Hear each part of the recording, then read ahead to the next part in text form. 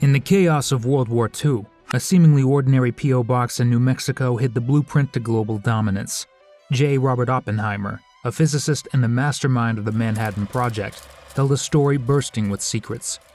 Dive in as we reveal how a cryptic project name in a covert town stood center stage in the deadliest showdown of power the world had ever seen. Origins of the Manhattan Project. As World War II intensified and battles raged across continents, a new kind of warfare was being planned behind closed doors.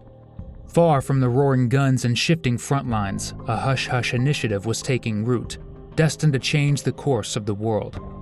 Enter J. Robert Oppenheimer, a physicist not yet known to the world, but soon to be thrown into the spotlight. As he took the wheel of this covert mission, the weight of its responsibility would test his leadership, resolve, and human ingenuity limits. This mission was dubbed the Manhattan Project. Decoding the name. Why Manhattan Project? At first glance, the name might make you think of images of skyscrapers, busy streets, or perhaps a new urban development in New York City. But that's exactly what was intended. In an era where espionage and counterintelligence operations were at their peak, the need for discretion and deception was essential. Choosing Manhattan Project was more than just a random decision. It was a masterclass in illusion. By connecting the effort with one of the most iconic cities in the world, attention was deflected from its real intent.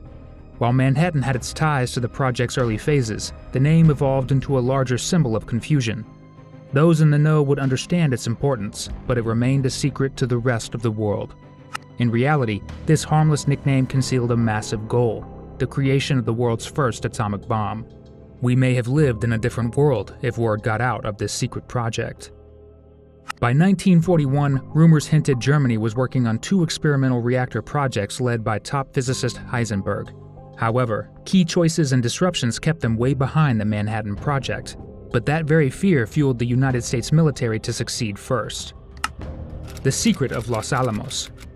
In the terrains of the Parajito Plateau and the Jemez Mountains in New Mexico, Los Alamos quietly sprawled over 43,000 acres. To the uninformed, it looked like the marks of a peaceful retreat, the most evident being the Los Alamos Ranch School. Founded in 1935, it reflected Ashley Pond's vision, an outdoor school harmoniously blending challenging academics with nature. However, the secluded nature of this quiet corner drew J. Robert Oppenheimer and the U.S. Army's focused attention. By 1942, the tranquil school was under Oppenheimer's transformative imagination. The ranch school was quickly acquired, and the place began its silent evolution into Project Y, Oppenheimer's clandestine atomic weapons lab. With roads piercing its core, Los Alamos transformed into a hive of intense activity. Intellectual powerhouses like Richard Feynman, Enrico Fermi, and Niels Bohr were irresistibly attracted. Their united objective was daring intense, to unlock the immense energy encased within the atom. If you're a leading scientist, no way would you pass this opportunity up. Inside Oppenheimer's atomic city, the life beyond laboratories. Oppenheimer's Los Alamos was more than just scientific passion. It became a self-contained community. While the atomic city was home to state-of-the-art labs, it also boasted amenities like a gymnasium, a pool, and even a bar for those moments of relaxation. W.C. Kruger, an architectural engineering firm in tandem with the University of California, rose to the task of ensuring that the design evolved to meet the demands of ever-shifting research. Yet, life here wasn't solely about groundbreaking discoveries. The place thrummed with a unique mix of Nobel laureates, explosive experts, military personnel, and their families. The Army's role wasn't just security, but ensuring daily life continued amidst this whirlpool of innovation. Even in this secretive world, life blossomed. The Manhattan Project, which started on a small scale in 1939, grew to employ close to 130,000 individuals at its height and had an expenditure of nearly $2 billion, roughly equivalent to $24 billion in today's money. An astonishing 300 babies came into the world here, with their birthplace intriguingly marked as P.O. Box 1663. This address once baffled Sears and Roebuck when receiving numerous orders for baby bassinets. Desert at Dawn, the first tests of the ultimate bomb. On July 16, 1945, at precisely 5:29:45 a.m., the desolate landscape near Alamogordo, New Mexico was transformed forever. A mere 120 miles south of Los Alamos, the Trinity test unveiled the Gadget, the world's first nuclear device. This site, Far removed from populated areas and within the isolated Jornada del Muerto desert, was chosen for its remoteness, ensuring secrecy and safety.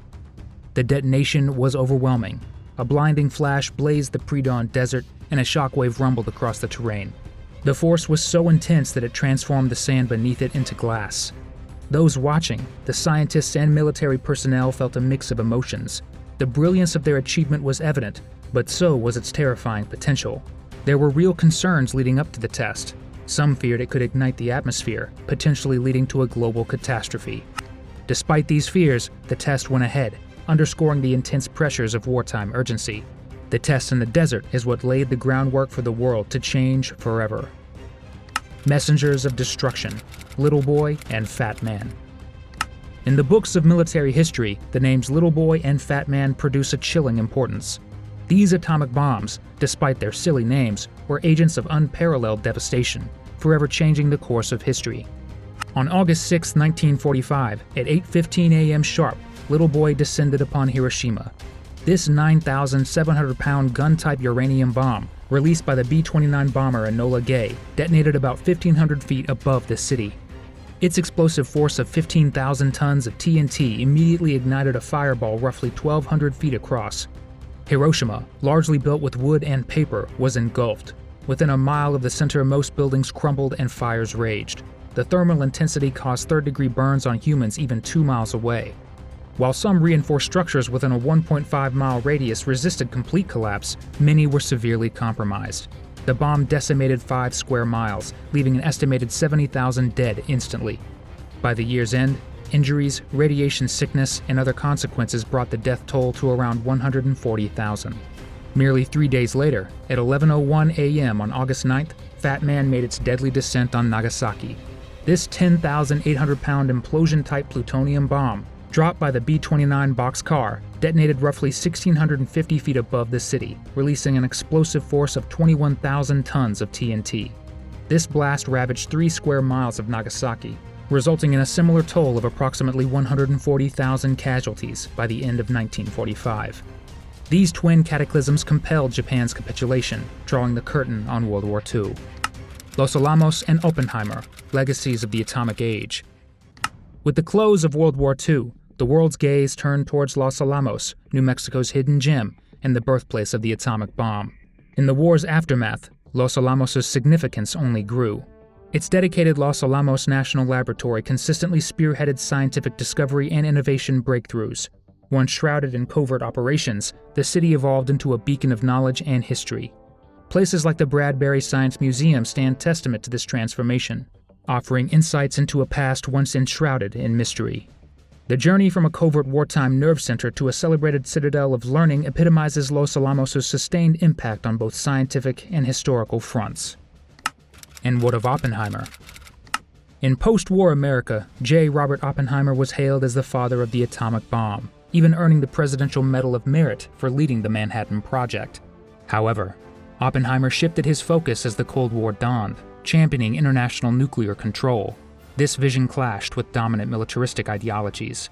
His fortunes dwindled in 1953 when allegations tied to his earlier life and stance against the hydrogen bomb led to the loss of his security clearance. Yet, the 1960s saw his redemption as he was honored with the Enrico Fermi Award, symbolizing his lasting legacy in both science and history. In the aftermath of atomic explosions, the secrets from Los Alamos, capturing the emotions of those who had ushered in the atomic age, have been uncovered. It was a mix of pride, awe, and a deep understanding of the word bittersweet. But have the consequences been fully realized?